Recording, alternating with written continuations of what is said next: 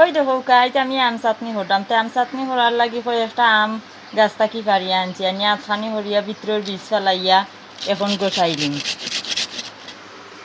এর মাঝে আনি আনছি 5 কোয়া রসুন, 4টা উকনামরিচ ফুরিয়া, আর আনছি একটা নাগামরিচ আর কয়েকটা জামরিয়র কুয়া।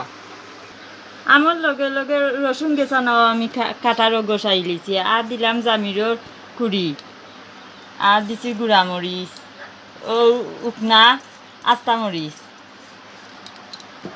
দিয়ে কোনো পরিমাণ মতো লবণ দিলাম।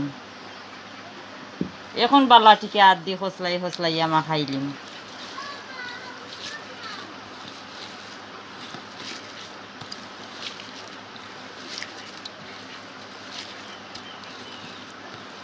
হয়ে গেছে প্রায় আমার মাখানি আম চাটনি হয়ে গেছে।